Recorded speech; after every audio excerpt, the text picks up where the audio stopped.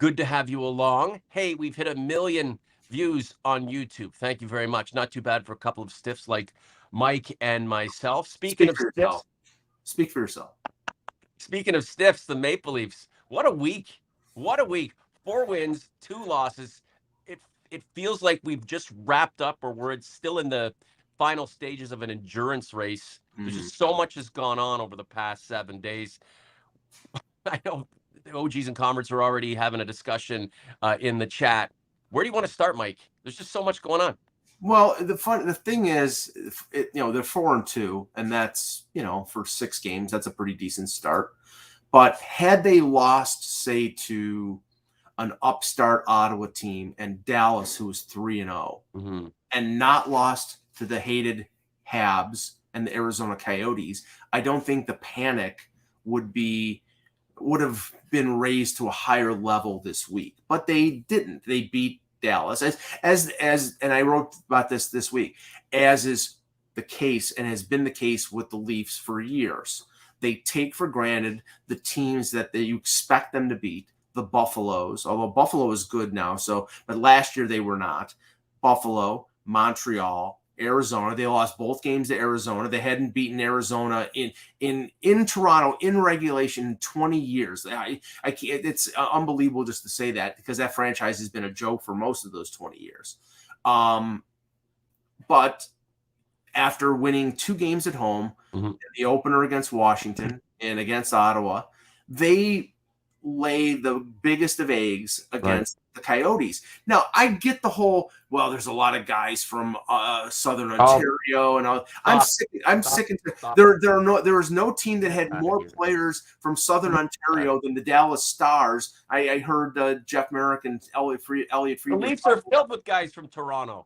But they play 41 times in Toronto, whereas the Dallas Stars only play in Toronto once. I don't care if Lawson Krause is from Ontario and Nick Ritchie is looking for revenge. That team sucks, and they're trying to lose. And after the game, I did a Twitter Spaces thing that you popped on, and honestly, it's like, what is with this team that they can't show up against? And, Sheldon Keefe, I don't think there were out of line statements where he talked about the fact that the elite players didn't show up against a team. Now, they, for 50 minutes, were completely outplayed by Arizona. And then in a span of 24 seconds, they turn it on like that, and Nylander and Marner scored to tie the game. And then only by the grace of a bad call on the video review on the tying goal by Alex Kerfoot, did they not get a point. But you can't expect to turn it on for 10 minutes against even the worst team in the league and expect to win. And that's the problem with this team over the last few years, is they take the bad teams for granted. They think it's going to be an easy night, and it's not. And those teams work themselves into a lather to come up and beat the Leafs. And you can see that by the comments that Winnipeg made last year when they beat Toronto. Isn't it great beating Toronto? Yeah, it's great beating Toronto because everybody sees it, and everybody and Leafs Nation is the biggest fan base probably in the league. And they take pleasure in giving Schadenfreude to Leafs Nation. This is the Convo. Norm, along with Mike, thank you so much for your participation. Make sure to like this post.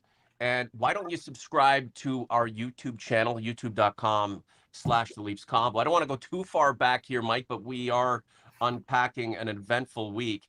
Leafs Convo poll 6 days ago, essentially right after our last show. On this sleepy mid-October Monday at Scotiabank Arena, who you got? Coyotes, Leafs. Ever the optimist. Converts and OGs, 65% said Leafs. Come on, we should have known better than that, guys. And sure, a bad call put the Leafs in a shitty spot and it prevented them from getting a point. But come on, they didn't deserve it. Most of that 65% had already had a 6-pack of Labatt's. I mean, if they looked at how that team has played against Arizona over the years, they would have known that it was probably 10% Leafs, 90% Coyotes. And then, and that's the thing. Sheldon Keefe walked back the statement that he made after the game on Monday. I don't know why he had to do that. I don't think it was out of line. Their elite players didn't show up. Mm-hmm. But also the rest of the team didn't show up, and maybe that was the reason why he walked it back. It wasn't just on Matthews and Marner and Nylander and Tavares. It was on everybody. Right. You don't lose to that team. They went into Montreal a couple nights later and got poleaxed by a team that doesn't really have a goaltender and has a lot of kids. And then they got beaten by Ottawa. So, who's the thing that where's the thing that stands out? They came into Toronto. They took advantage of a sleeping giant, and they won their 2 points. And they're satiated for the rest of the road trip. They beat the Leafs, so they're fine. Right. Marcus Daly, Matthews, and Marner, especially very high hockey IQ, but hockey immature. The IQ needs to accumulate and compound and grow and get richer. The immaturity has to erode, and a maturity, a resolve has to develop. Are we there, Mike? And we can talk about it. I know we can have a quick discussion at some point during this content about Austin Matthews only having 1 goal through 6 games. He's still a point per game player, Mike. Might eke out 82 points by the end of the year. That's the thing, right? Like, not kind of folding like a cheap tent in that opener. In Montreal, they're excited. Yeah, that's very Leafy. Losing to a team like I'm not worried about it.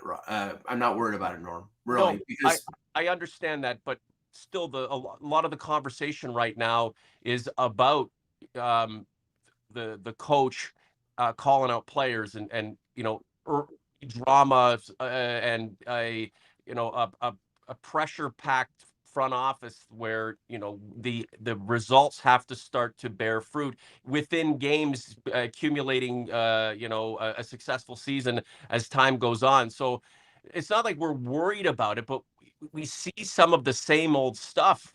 And, if you go and beat Montreal, you lay it down on them, you kick the shit out of the Coyotes. It's different from the things that we expect, and a lot of the problems that have ailed this team and weighed it down over the last several seasons. Even though it's 4-2, even though, it's a balanced score sheet right now, I don't know if they can exercise. I mean, I don't know if they'll be able to exercise the problems that they have until they find some sort of success in the postseason. And we're so far away from that. So in the moment, in that day-to-day grind of playing and covering the team and being fans, we're just going to have to wade through it and weigh it out as to just how important it is to the overall process. Matthews last year was coming off the wrist surgery. Right. He started off slow, and then he went on an incredible run where he scored, 60 goals. So I'm not concerned about the slow start. I think there are reasons to be encouraged. I mean, one thing I think is encouraging is teams are spending so much time concentrating on him because he's the big goal scorer that they're taking penalties, and by some miracle, maybe the fact that he won a Hart Trophy, has focused the officiating on the fact that he was getting, fouled a number of times last year, and I think he had only like 12 penalties called against him all year, which was a joke. And so he's getting calls.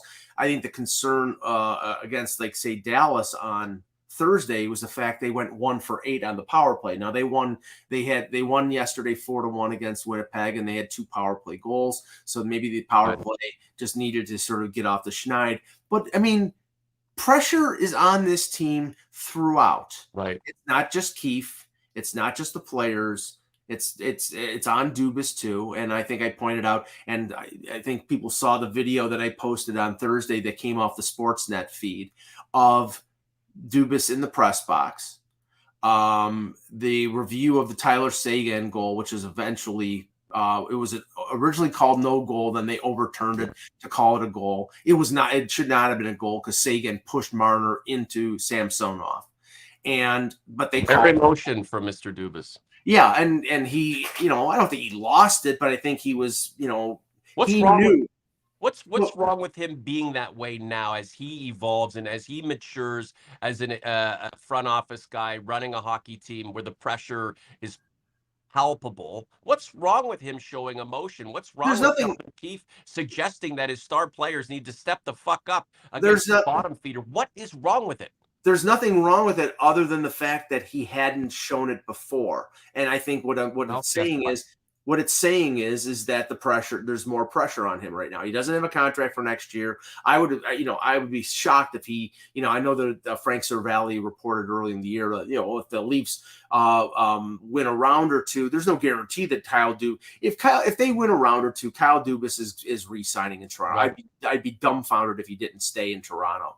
But the whole thing is, you used to see, him rolling his eyes or something like that during the playoffs or during the regular season when something bad happened. But right now, I had never seen him react as vociferously as he did, and I think that's just a sign that the heat is turned up. Right now, I think with the fact that they've lost arguably their most physical defenseman. We'll talk about that in a minute. And their number one goaltender, the fact that they're 4-2 is optimistic. Is the fact that they've actually adjusted to having Samsonov in goal, and so far that they're dealing with the absence of Muzzin.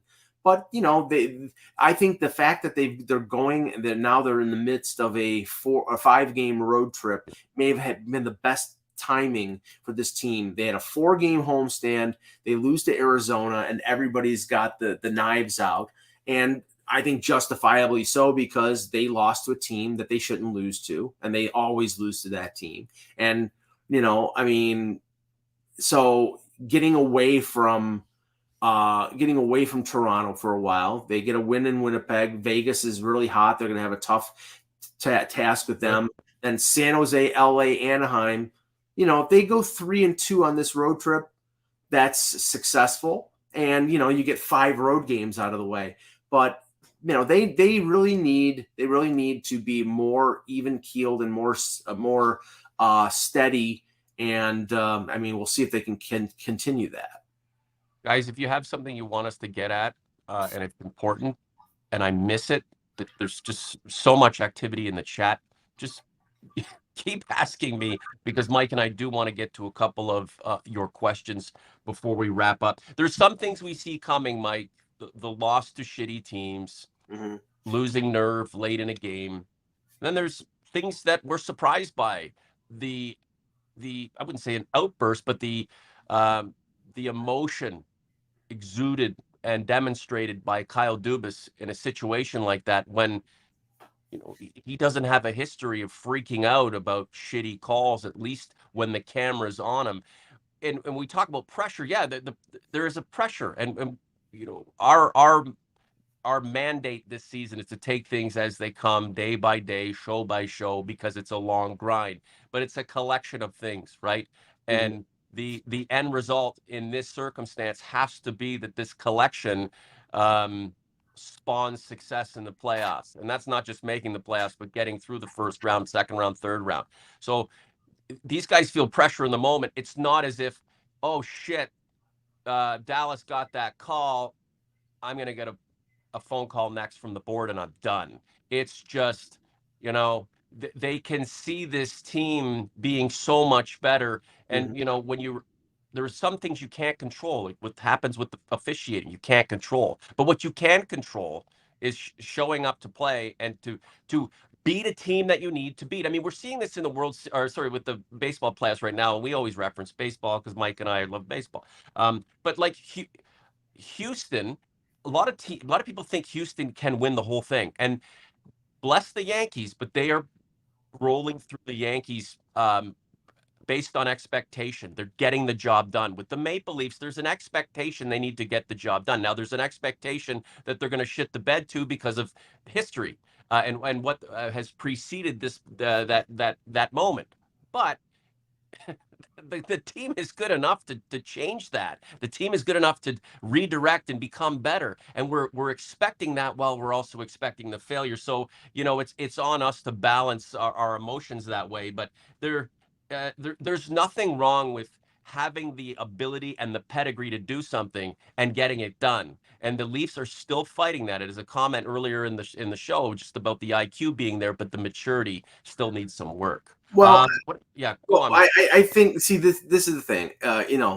We're all human. We all react in different situations. I think that the vociferous nature of Dubas's reaction in the Dallas game was in direct correlation to what happened in the Arizona game, where they're down 3-2. And this is the thing. I'm not coming to the defense of the Maple Leafs, because they, for 50 minutes, mailed it in against a bad Arizona team and then tied the game into 2 goals in 24 seconds. You can't take a bad team lightly and expect to win, even the worst team in the league. And they did. And they got that cleared by an outburst, 2 goals in 24 seconds. Mm-hmm. They were tied. And then Calle Jarnkrok takes a penalty. It was a smart move by Gostisbehere. He sort of let his stick get knocked out of his hands. And then a power play goal by Gostisbehere, I believe it was. And then the Kerfoot goal, which should have counted.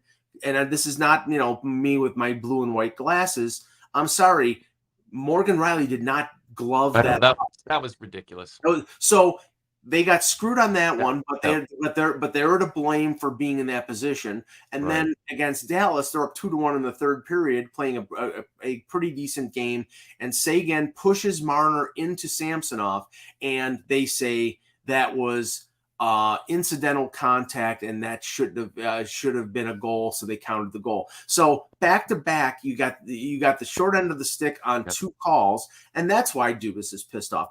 But I think the reason he's more pissed off is because he knows, getting off to a good start, right? And this team needs to, in what looks to be a much more difficult Atlantic division than I think we suspected. Buffalo's better. Detroit is better. Boston is not as bad as people thought. Ottawa is better. Florida's not as good. Tampa might not be as good. So it's a deeper. What will the Leafs be, Mike? That's the right, and that's what we don't know, because right now, like I said, and I'm sorry, Mike V in the chat, Matt Murray's the #1 goaltender. I know that Samsonov has had success right now, and they'll ride that wave. But when Matt Murray comes back, I think Matt Murray, it was always the plan for them to be a tandem. They'll split time. And unless Samsonov continues to have a .930 save percentage throughout the year, Matt Murray, if he's healthy, is going to be the starting goaltender in the playoffs. So so I'm telling you right now, that's the way it's going to be. Right, and if I'm paying you and you're on the roster, I want you to contribute. Right, I mean, one goalie isn't going to backstop this group to unprecedented success. Well, there was an interesting. Samsonov could be sorry, Mike. Samsonov could be injured in January and be out for 2 months, and Murray be the guy. We have no fucking idea at this point, and we don't know how injuries are truly going to factor or either derail what the Leafs are trying to play out. That's why we're taking this week to week, right? Day to day, game to game, show to show. This is where we are, 4-2. There's mild drama, but there's optimism as well. We just have no clue. And there was an interesting graphic yesterday on the Hockey Night in Canada broadcast about Samsonov getting hot starts for like the last 3 or 4 years. I think last year he was 9-0-1 in October. So, okay, so he's going to replace Reggie Jackson as Mr. October. Right. They need his victory. They need him to play hot right now. I think he's played very well, but there's no guarantee that that's going to continue through the season. And for this team to have success, they're going to need both those goaltenders, like they needed both goaltenders last year with Mrazek and Campbell. And they didn't get both goaltenders. And Campbell, I think, after the first 2 months, wore out, got injured, and then I think we saw the Jack Campbell that we expected to see. Tony Soprano, Anton Khudobin is available. No, thank you. they will need both these guys to get through this year. But I think they'll also need health on defense, and I don't know whether they're going to get that or not. OG's comments, you love to distract Michael Augello from Chickawaga, New York. I know you do. Most of the questions are legit. Some are just a little bit out there. The team has the IQ. The team has the talent. How is the maturity going to evolve for the better? That's the thing. Like, can management mature? They're young guys. Can the leadership of this team mature? They're young guys, but they're at a point now where it's time to piss or get onto another pot, right? Let's talk about a couple of players here. Wayne Simmons drew back in, got a point, his debut, 10 minutes. I assume he'll be there for the road trip, be a part of that. Yeah, no, well, he made a nice assist on Camp's game winner yesterday, but let's just say him and Kyle Clifford were in the lineup for what happened against Dallas, right, and what they expected to happen against Winnipeg. Yeah. That did happen. Their presence there, I mean, whether it was just optics or just being there, they won 4-1. So, well, but usually a tough place to win. What happened against Dallas, I think, was just as much a motivation, because Austin Matthews gets cross-checked by Jamie Benn. He gets slammed into the boards by, I think it was Hakanpää. Mitch Marner gets freight trained by Mason Marchment. Mark Giordano gets undercut by Luke Glendening. And in all those instances, the only response from anybody was Michael Bunting going after, I think it was Hakanpää. So give him a contract extension. Well, okay, we'll talk about that in a minute, but I'm talking about the response. And you cannot have your franchise players getting taken advantage of and getting physically manhandled without some response. And that's why Clifford was called up, and that's why Simmons was inserted into the lineup, because they needed somebody to respond. Now, ironically, the responders yesterday, and I tweeted out, Morgan Rielly equals leadership. When Nick Robertson, who we'll talk about in a second, gets hit by Josh Morrissey, there was no hesitation whatsoever. Morgan Rielly went right after Morrissey and filled him in with a couple punches. Morgan Rielly is not that type of player. Is this a new Morgan Rielly now? No, but he's a leader. He's a leader, Mike. But we just talked about the team not having enough pushback. This is a component of the game that has left a lot to be desired for seasons, because the guys at the top just don't believe in physicality yet. When abused on one night, they respond with calling up a couple of guys who they'd rather not have in the lineup to be there to police. They wouldn't have to do this if there was a tenant or a philosophy among the group that, hey, we don't have to be the toughest guys in the world, but don't fuck with us, because we're talented bastards and we're going to take care of ourselves when we need to. They just don't do that. And then this is a reactive move that'll be temporary. And then all of a sudden these two will be gone again. And Matthews will be players will be taking more liberties with this guy. And it'll just be, oh, fuck, what was us? Like, I'm sorry. Things aren't going to change. Things are going to get tougher. This all comes down to the maturity. How are these guys going to handle themselves? How are they going to take care of themselves? Well, I think, the fact that they were placed on waivers and they cleared waivers gives the Leafs the ability to call them up and send them back down to Marlies when they need to, against teams like Winnipeg. Everybody knew that this game was going to get physical. I mean, it went back to April of 2021 when Sandin hit Blake Wheeler, and then Neil Pionk took out Sandin's knee in that game last, I think it was December. And Jason Spezza had to, because that's the type of guy Jason Spezza is. He took matters into his own hands and got Pionk, and then there was the game later on in the year that got physical. You knew it was going to get physical, so it was right to put Clifford and Simmons in the lineup. They contributed, but everybody else stepped up. I mean, when Sandin hit Cole Perfetti behind the boards, Pierre-Luc Dubois went after Sandin.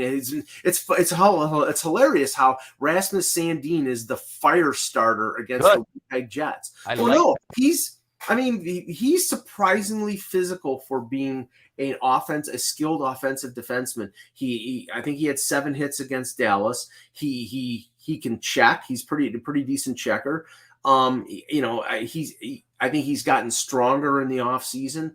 I mean, he's going to get a lot of ice time with the Muzzin situation. So, they need him to produce. They need him to play well, and he played well last night. But for some reason, he's a bee in the Winnipeg Jets bonnet. Right. And I think yesterday was an encouraging team win, not only because Morgan Riley stood up for a teammate. John Tavares did, Michael Bunting did. I mean, it's the guys that you don't expect in it. It's amazing that we're celebrating this. And that it's not commonplace, right? We're not secure in it. We don't feel secure, and we don't feel confident that this is going to take place on a consistent basis. Then again, maybe the situation with the Stars and the way that Austin Matthews was treated like a piece of shit, and the elevation of the two, knuckle draggers to come in and police against Winnipeg. Maybe this is a bit of a milestone with Morgan Riley pushing back, with Sandin showing grit and sandpaper. Maybe the time has come, and this is part of the maturation of the team going, we've got all the skill, we have the components, we're here. What's missing? Well, maybe it's turning up the dial a little bit. Maybe it's standing up for ourselves. Maybe it's putting our skate on the fucking throat of these piece of shit teams. And it all starts now. Hey, we're 4-2. We're not perfect, but we're going to get there. So maybe, or we could be talking in a couple of weeks about guys just getting speared and sticked and beaten to shit, and you got to call up Wayne Simmons, who is an arguable NHLer at this point of his career. After the game, Norm, I was texting with somebody, and I said, pissed off, emotional hockey is the best hockey, and that's what it was last night. There's a hate on between the two teams. Right. That's why we love playoff hockey so much. Right. A Monday night against Arizona, I think the fans were probably going to sleep as well as the team. Scotiabank Arena. Well, hey, give them something to root for, and they'll root for it. Right. The problem, was the Winnipeg Arena last night quiet? Sure it was, because the Leafs shut it down. So I can't blame the fans in Scotiabank Arena. They have this reputation, that's Bay Street people. They're having sushi underneath the stands. It's like, give them something. I don't hear that complaint about Blue Jays fans when Rogers Center, when the roof is closed, everybody says it's the loudest building in friggin' Major League Baseball. I don't hear that about the Raptors. I only hear about the Leafs. It's crap. Give them something to root for. They'll cheer for you. Right. Michael Bunting doing a nice job. Contract extension for this guy. Yeah, let's just say this. I don't think that Pierre LeBrun or Elliot Friedman, who are the best there is in terms of getting inside information, they would be saying that there's a talk about Bunting in an 8-year extension with the Leafs, that there wasn't any truth to it. Now, they did say, well, the agent and the team hasn't talked, but let's just say I think that it's about the number. It's about the fact that Michael Bunting will do something that Zach Hyman won't, and that's take a little less to stay in Toronto. They were around the same age. Well, he has a status all of a sudden. Like, wow, and it's part of playing with two of the best players in the game. Now he has the status. He has a bit of leverage, but you want to temper the excitement and the confidence in yourself with it could be worse, and it could be worse quick. I'm lucky to be here. I think I've been consistent in the fact that I didn't blame Zach Hyman for taking the deal with Edmonton, because it was a 7-year deal at $5.5 million. That was the max that he could get, and the 8-year deal that the Leafs were offering him was under $5 million, and that was basically all that they could afford. Right. In this instance, Bunting I think he's 27 now, or just turned 27. He's either turning 27 or already is 27. He had 63 points last year. He is already playing primarily with, playing primarily with Matthews and Marner, but that's not as easy. How many times did they experiment with other players playing with Matthews and Marner? Nick Ritchie was really a success with Matthews and Marner. Mikheyev, I think, played a couple shifts and it wasn't Bunting. It works with Bunting, just like it worked with Pascal Dupuis. The number, right, Mike? Sorry to interrupt you, but the number has to be right, because when you look at a Michael Bunting, he's a good player, but he has contemporaries throughout the league. It's not like he is a unique guy you cannot get, and he's in the prime, so sign him up. He's interchangeable, Michael. And that's the thing. There are other Michael Buntings coming up through the pipeline who can do what he does. So the last thing, especially with a team that's cap strapped, the last thing they want to do is commit to a guy that's going to weigh them down. Now, lessons learned, right? They're dealing with top players who are making excessive money. So that's the thing about Michael Bunting. He's here, he's great, but he's not the savior. And I'm sure there's a player out there who can emulate that kind of game that they could exchange him with at some point if they decided that he's not the guy they want to commit to. Just throwing that out there. Yeah, no, I mean, I get your point, but the thing is, and they're two best prospects, arguably, coming. One has been up for 2 games now and scored a couple goals, and Nick Robertson and Matthew Nyes, who probably will sign with them by the end of the year after the University of Minnesota's year is over with. They're left wingers, and so is Bunting. But you can't ignore Bunting's success with Matthews and Marner. And like I was saying, Chris Kunitz and Pascal Dupuis got good contracts with the Pittsburgh Penguins. Why? Because they worked with Sidney Crosby. You don't have an answer to other than Mike. Yeah. So, I mean, Bunting is a puck hog, he's a puck hawker. He goes and digs out the puck and gets it to the playmakers. That was one trait that Zach Hyman had. Now, Bunting is not as good defensively as Hyman was. He's not going to kill penalties, but that energy, that feistiness, that get in your face thing. I mean, that's extremely important to this team. So I think if and as opposed to Mike V, I think $4 million, 4.1, 4.2 on an 8-year deal. That's probably where it's gonna go. Why does the deal have to be so long? Well, you spread out the AAV. That's how you do it. I mean, he's that basically on a deal like that, the first 5 or 6 years it'll be front loaded. So he'll get his $6 million, $6.5 million in those years, and then the money will trail off as the contract gets lower to lower the AAV. And with this team, that's extremely important. I would say that Bunting's cap hit is not going to be marginally larger than Alex Kerfoot, and Alex Kerfoot probably is not going to be back after this year. So that's the whole thing. It's like, okay, so you're replacing Kerfoot's money with Bunting, maybe with a little extra, and you've got yourself a top line left winger. Would the Leafs be thinking that the AAV today will look like a bargain down the line if they want to move him? Yes, okay. Because he put up 63 points with Matthews and Marner when other forwards probably wouldn't, and because he worked with them. Right now he's on a point per game pace. Right. Now maybe that's a salary drive, but I don't blame him. Hey, you're motivated here. But the thing is, I mean, how about a championship drive? What about but the thing is here also, and you have to factor this in. You have to factor this in. And you can't underestimate this. Right. He's buddies with Matthews and Marner. If you sign Bunting to an 8-year deal, that's an indicator in the direction of Matthews staying and Marner staying. Like if all of a sudden they say Bunting, you're gone. Okay, well I think that's in a column of those guys not coming back, but Bunting staying. You want to keep the gang together. I mean, interpersonal relationship, friendships on teams, that's sometimes a motivation when it comes to players staying in one place. In the end, Matthews is going to stay in Toronto if he gets paid the most in the NHL, and he will be. But I also think that he wants to be in a place where he likes his teammates, where he has the best chances for success.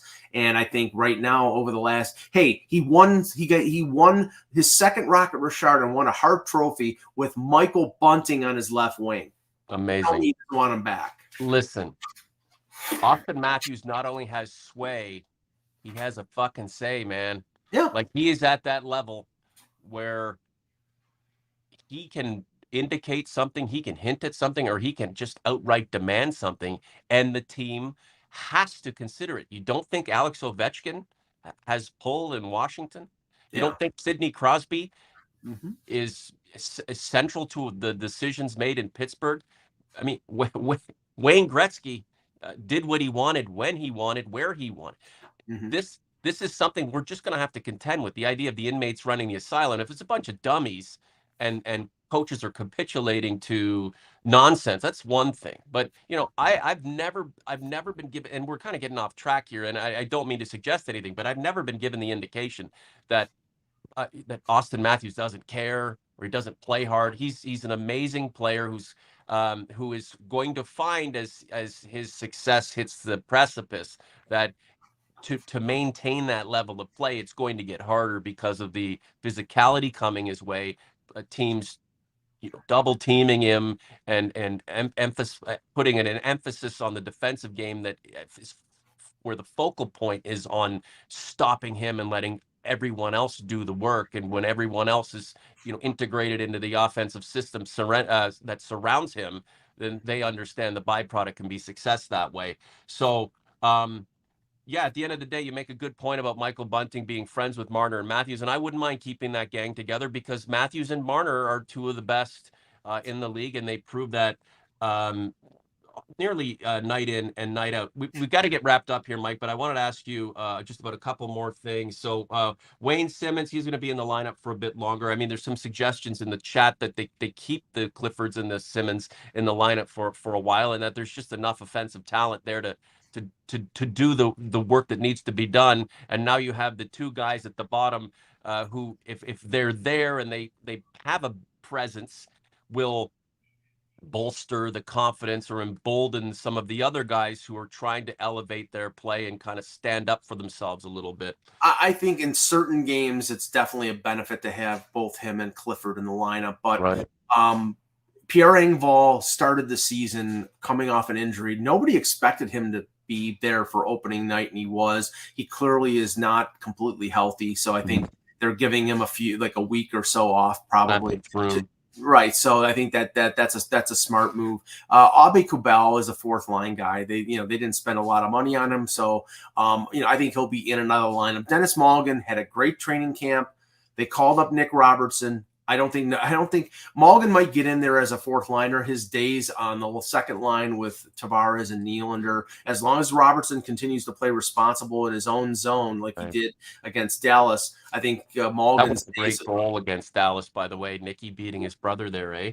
Well, both of them were great goals, but the defensive play on the 2-on-1 going the other way on Jamie Benn and then going the other way was fantastic. And if he plays like that defensively, because that was the big concern about him, is his ability to play defensively as well as be an offensive guy. He's got to play on the second line, like I said, and if he does, he'll score goals. And he did. He scored 2 goals against Dallas against his brother. The big concern right now is Jake Muzzin. Yeah, for sure.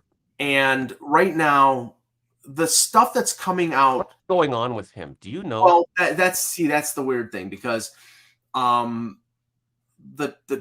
message that came out after the game from Mitch Marner, who's extremely close with Muzzin, is, we're just worried about him and his future with his family and things of that nature. Now, at that point, they didn't know whether it was concussion or whether it was another concussion, and that would have been his third in less than a year, or if it was a neck injury. Turned out to be a neck injury. They expect him to be back. But then Elliot Friedman said something yesterday that on his podcast with Jeff Merrick, that they're going to take things very careful, and there's a lot of uncertainty out there. And that tells me that, there's there's been a preponderance of injuries with Muzzin over the years. And he's got another year left in his contract. And right now, I mean, they need Jake Muzzin. They need a player like Jake Muzzin in the lineup. But if he continues to get hurt, and it's just not something, they care about him as a player, but they need him as a player. And, it could be something that eventually he gets put on LTIR. Right. It could be something, as Friedman said, he could be out for the rest of the year. And if he's out for the rest of the year, they get Liljegren back in a couple weeks. They've got veteran guys like Mete and Jordy Ben that can spot in the lineup. But really, you're talking about replacing Jake Muzzin with Rasmus Sandin in the top four, and maybe Sandin and Liljegren as your second pairing. That might be too much to ask of them right now. Maybe throw them in the water and see if they can swim. But by the deadline, if Muzzin is on LTIR, and then they'll have the cap space to be able to go out and get a defenseman. But I do think that the Chychrun rumors out there are overblown. I don't know that Toronto would be willing to trade the package that Arizona is looking for Chychrun. And like somebody said in the chat, he's had durability problems the last few years. Ankle. He's Muzzin 2.0. Yeah, he's younger. Right. And but he's he plays a rough and tumble game, and he just can't stay healthy either. So they need somebody who can stay in the lineup. And there'll be players out there that are rentals. I just don't think they want to give up first round picks for guys who are rentals. The thing about Chychrun is he's got 2 years left in his contract after this year. So, and he's on a reasonable cap number. So that's the thing that's attractive about him. But would the package be going back to Arizona? And this is the thing. Nick Kyprios reported, and he did a column in the Toronto Star, and he said that the Leafs wouldn't have to give up Matthew Nyes, and they would give up an Alex Kerfoot as a salary dump in the deal. But it would be 2 first-round picks and probably a Rasmus Sandin or somebody like that. Right. I don't think that's a deal the Leafs want to make. No. I don't know if he would have that much of an impact to come in and take his team to the next level, add a confidence. He's a really good defenseman. He really is. But I don't know whether the Leafs would have to give up. Sandin is one of their, he's played enough games in the league that we have a feel for him. If he can stay healthy, which, knock on wood, I think he's a very good defenseman. Is he as good a defenseman as Chychrun? No, he's a different type of defenseman, but I don't think they want to give up 2 first-round picks and a guy like Sandin. That's 3 first-round picks basically for a guy like Chychrun, who's really talented but is health issues. So yeah, I mean, Hurt Locker says a guy like Scott Mayfield, a big bone-crushing right-hand shot defenseman who could be a penalty killer. Yeah, I mean, if the Islanders are out of it at the deadline, that's a guy. Why wouldn't they want size and truculence? That's what the Leafs lack. No, I mean that's what they're missing in Muzzin. So right. I do think that they would look for that. I mean, they're not looking for a preponderance of that, but they do know that to get through playoff series against teams that will try to physically intimidate, like if they play Florida, you don't think Matthew Tkachuk is going to take runs at Marner or Matthews? Right. I mean, that's what happens. If you don't play Washington, you don't think Tom Wilson's going to take a run at Matthews and Marner? You need players that can do and respond in kind. And that's, last night, Wayne Simmons took a little shot at Mark Scheifele. You don't think that was planned out? You don't think that was like in his mind to do that? You're going to mess with our players. We're going to mess with yours. Unfortunately, that's still part of this game. You have to have some deterrence out there. You can't have a guy who can't play anymore. Can't be like a 5-minute guy like Colton Orr who can't skate and can't do anything. Life is rough. A man's got to be tough. Every team that's won a Stanley Cup has been tough. Colorado had toughness. All been tough. So the Leafs again. Maybe the last week has. The chickens have come home to roost with this group. With Matthews, the liberties taken with Matthews, Simmons coming in, and Clifford coming in to stand up because they knew what was coming in Winnipeg. Why don't they use this philosophy every bloody game? Every bloody game. Well, it's like this is going to be a little bit of an easier go. Well, if you guys just stand around and watch one of the best players in this generation just get hacked and beaten up, and then he has to go defend himself and break which, you know what, even if he did, I would applaud that. Like, why not just take that approach every game? The team has tons of offense, right? And then obviously there's just other things to consider too, but it's about the maturation process, and the team has to start to mature to the point where it's like we need all these components. All of these components, we need to be able to rely on all of these things in any situation to get the job done, really by any means necessary. I just wanted to throw this out about Muzzin. He hasn't played anywhere near a full season since 17-18. So with the Leafs, the most games he's played in a season, 53 on back-to-back occasions. That's not a full season. I mean, that's missing nearly 30 games, right? I mean, and again, just in terms of, and the 47 games last year. I mean, at the end of the day, and one of those years was a shortened year, but I'm just saying that he's won a title. His best years were in the mid 2010s. If it's head, neck, and it's just looking like coming back and being an adequate NHLer who can be out there, perform, contribute, and stay safe and be healthy. If it's just too much, he's made some money. Maybe it's time to call it a day. And if that were the case, I'd applaud him for it. Let's wrap it up, Mike. Any last words? Yeah, just to put the cherry on top of the sundae for Muzzin. Yeah, he got hurt in the playoffs in the bubble against Columbus. He got hurt in the playoffs against Montreal. That shortened season, he played 53 of 56 games. But last year, 2 long stints on IR with concussions. But he did play all 7 games in the playoffs and played pretty well. So, but the thing is, it continues to happen. And as you get older, you get hurt more often. So, yeah, I mean, I think right now they're just being careful. They realize how important he is to this team, but they need him healthy. And if he can't stay healthy, then I think that the option of him, staying on LTIR or going on LTIR, right. And I don't know if that means coming back in the playoffs or that means he's done. I mean, they're just going to take their time, and I think that's the responsible thing to do. One last note about, you talk about that.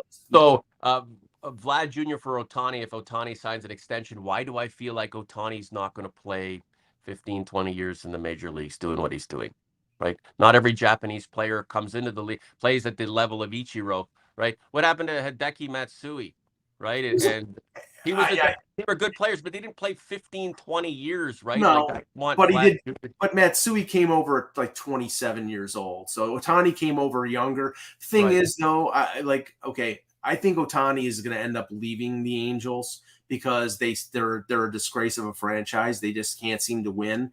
Maybe 15 years. Will he hit 35 home runs and win 13 games?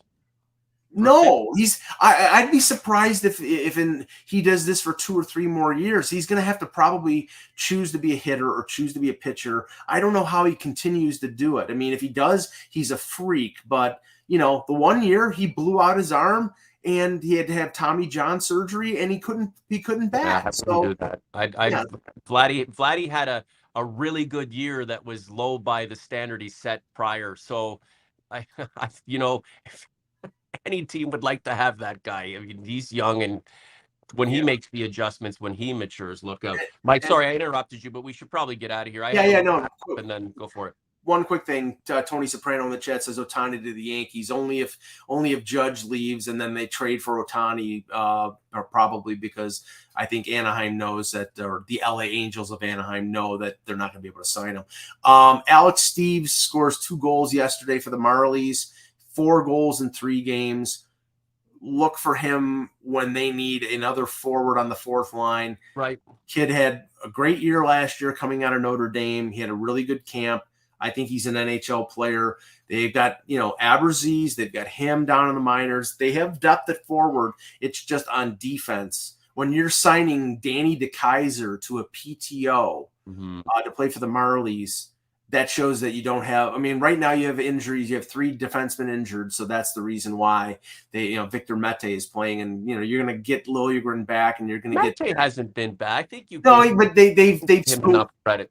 They've spoon fed him, and he's only played like 10, 11 minutes. So I think they realize his shortcomings. So Sure, but if that's what he can contribute and it's sufficient for the time being, then that's what it is. Especially when it's in just optically a patchwork of players right now because the defensemen, there are key defensemen injured, right? And it'd be nice to get away from this, and that's why the Leafs and Jake Muzzin need to sit down and figure out what the hell is going on here because he's got a life to live and the team's got a roster to improve. OG's Converts, go to hockeybuzz.com and support your friend Michael P. Augello. The more clicks, the more reads, more money in my pocket. Thank you for coming out and saying that because you are getting absolutely no money from this endeavor, but you are gracing us with your presence, and we appreciate that very much. Subscribe to the podcast on YouTube, guys. I do put out links for the audio version of this content. It goes out to every podcast platform imaginable. Anything you guys can do to help push along, what we do through support, listening, sending it to your friends, sharing it. It would mean a lot to us. We're off to an amazing start for this new season. And we'll be here with you every step of the way, weekly for sure, Sunday mornings around the 10 o'clock time, so you can set your alarm clocks for that, especially if you had a crazy night on Saturday evening. And then we may drop a few sneak shows in here and there. It really just depends on availability. And Mike, your Twitter Spaces, I made my debut. I'm surprised you even answered. You're like, what the hell's this guy doing? Yeah, but you know what? Maybe I'll jump into another one here and there. And again, night in and night out, there's always going to be something to talk about. We live in the moment, and there are going to be many interesting and hopefully great moments to come. So for Mike, I'm Norm. Talk to you soon.